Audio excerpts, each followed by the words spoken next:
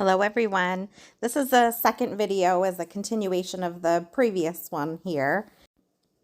And I'm mixing up my yellows. This is Naples yellows from Arteza. It's an opaque color. So just like the pinks, I tried to choose some opaque from both paints and pigments. So next up you'll see a semi-opaque. It's pale yellow from Arteza. Again, mixed exactly the same way with the Valspar. This is the Shelly Art Bloom technique, and I'm working on some test pieces for a commission. So go ahead and check out the previous video where I do some test pieces with the pinks. This is Submarine from TLP. It's a shimmery, bright yellow. I dispersed the pigments first in Liquitex pouring medium just to melt the pigmented particles, and then added the Valspar Ultra Base C. And I believe I also put 2 to 3 dollops of Bare 8300 to thicken up. And then our last pigment for today is Lemon Sorbet. It's a really pretty, light, sparkly lemon color that gives off gold undertones. Both of the pigments I'm using are from this little Piggy line found at fluidart.co.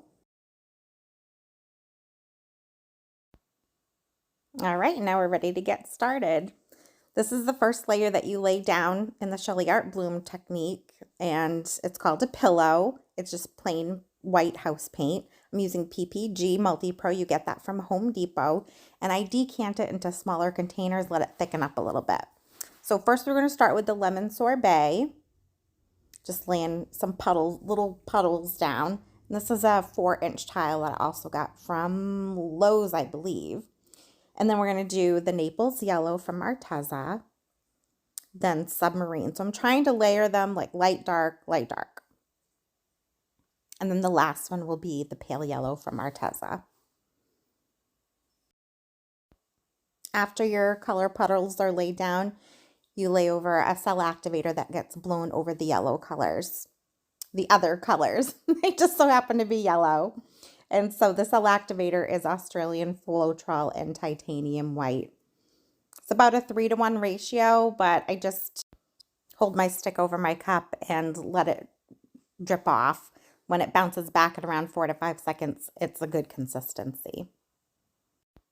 I'm sure you saw that the silicone mat that I'm using, that is also from fluidart.co. It's got this really smooth, super easy to clean material.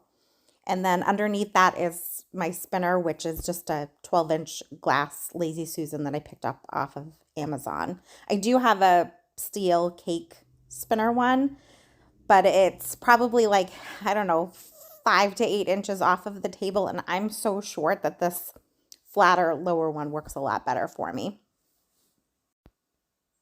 So this one came out super bright, which I love.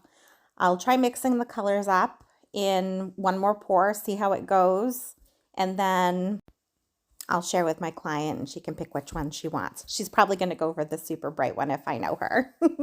So anyway, I'll leave you for now, and you can enjoy a couple minutes of some rockin' music. Thanks for joining me. Bye.